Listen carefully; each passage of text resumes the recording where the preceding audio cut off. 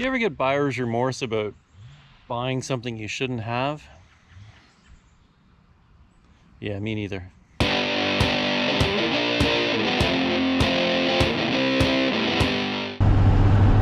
All right, good morning. Today is the day we're finally going to move that Dodge L600. I'm just on my way down there now.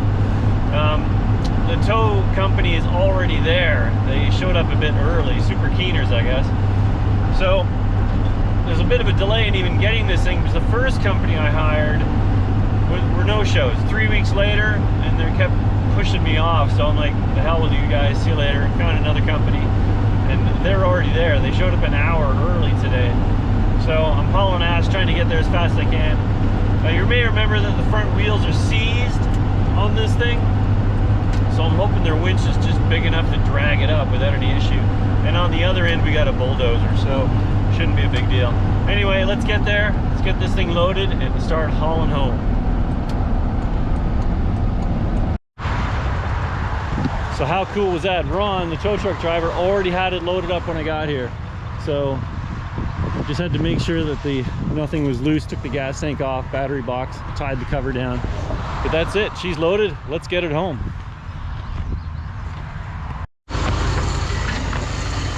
All right, it arrived home fantastically. So now, since the wheels are seized, we're gonna use the dozer and drag it off. So let's get hooked up.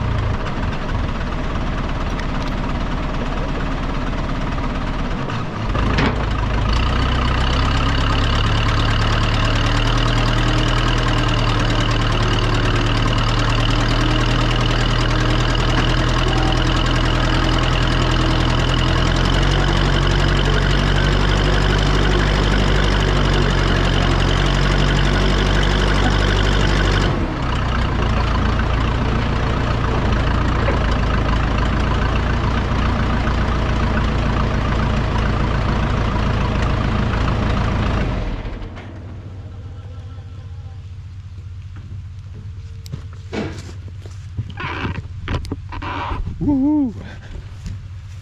She's off. That thing is solid. Pretty darn solid. Is this the first time you've seen it? Yeah. I forgot. You haven't been in. Yeah, I'm pretty stoked with this. Here, take the camera, do a walk around while you check it out. Pay the man.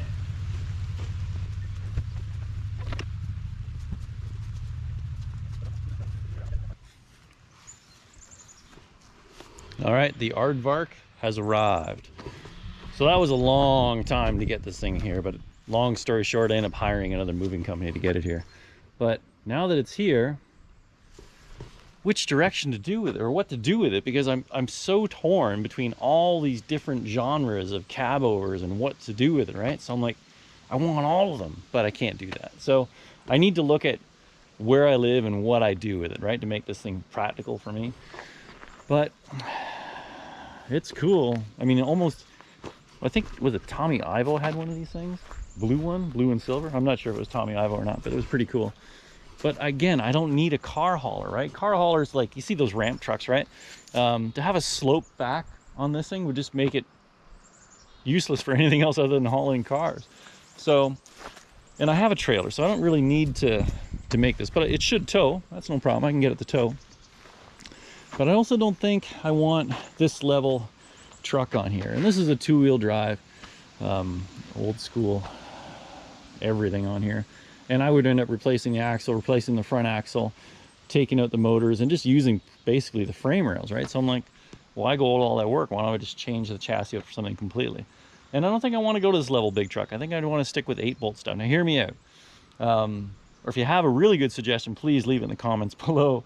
But I think for me, keeping this thing practical, 2-wheel drive is out.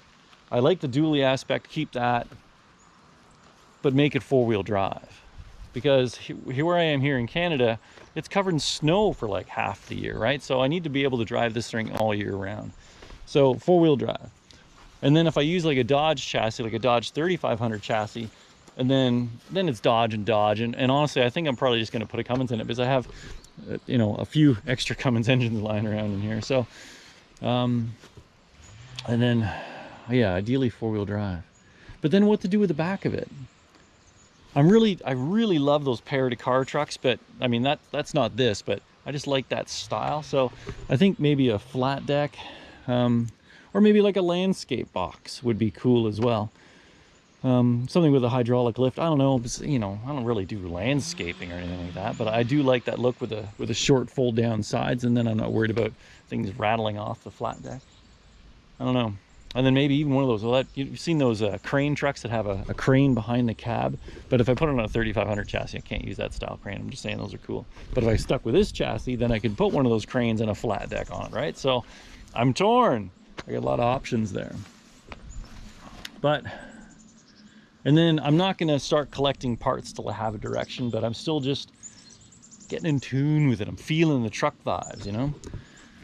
But I think we're going to have some fun trying to get these engines running, though. I don't even know what size it is yet. It is a small block Dodge in here right now. Unfortunately, although the latch is up, because this wheel went flat, the cab's tilted, and then the secondary catch is holding the cab down. So I can't lift it up, so I'm going to have to jack the side up to pop the cab forward. But we'll do that in another video where we actually get these things running. And then same thing, I'm looking forward to getting the 3-cylinder Detroit running on this side. Pretty fun gauges in there. I honestly don't even know what half this stuff does, but it's a diesel, so if it turns over, we can get it running, right? Yeah. And by making it 4-wheel drive, it just makes it so much more practical for me. Then I can jack it up and have some fun with suspension.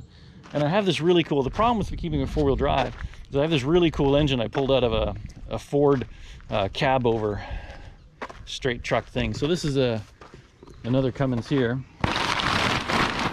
12 valve, but you see where the shifter is, and it's got all the linkage, which brings it all the way back to the Eaton transmission back here. But if I use this Eaton transmission, then I'm back to 2-wheel drive again. So, but I can, even if I find like an NV 4500 from another Dodge, I can use this linkage from this Dodge and bring it back to where the new one will be, right? Because then I've got all that cab over linkage. It brings it down this way in this case.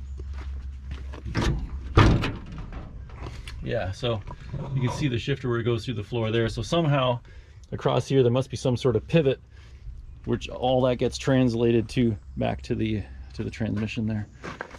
Ooh, this is gonna be like a voyage of discovery, trying to cipher through all this crap in here. Gotta get that smell out of the back of those mice back there before it really starts to stink, you know? Either way.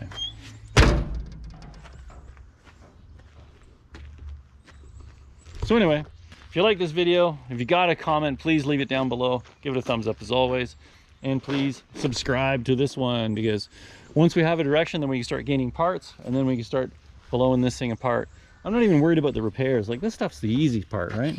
Getting all that stuff fixed up. Getting this thing sanded down. I think I'll end up painting this one something nice. What's that? Does it say? Oh, over 50 years of service. Right, so this thing's like a 69, so over 50 years of service. The company's been around a long time. A few dents. It looks like somebody went along and stripped all the parts off of it, because I mean they took the mirrors obviously, but obviously all this stuff's gone too, right? Handles, levers, door rests. Yeah. Anyway, there's enough here to tell me what it looked like. Look at this. Like, whoever did that to the door panel was obviously very frustrated that they couldn't get this thing off. But at least it's here. I mean, I can straighten that out or make something cool and put that back on there. You know what this reminds me of? The red and white. What famous truck? Trivia time. What famous truck had a red and white pattern on it? I don't even know what the type of truck it was, whether it was a Freightliner or something like that. But I remember watching that TV show as a kid. And I don't know why he was a bear. He was a monkey. It wasn't BJ and the bear. It was BJ and the monkey. But I don't know. Maybe I should watch that episode and why they called him a bear, not a monkey.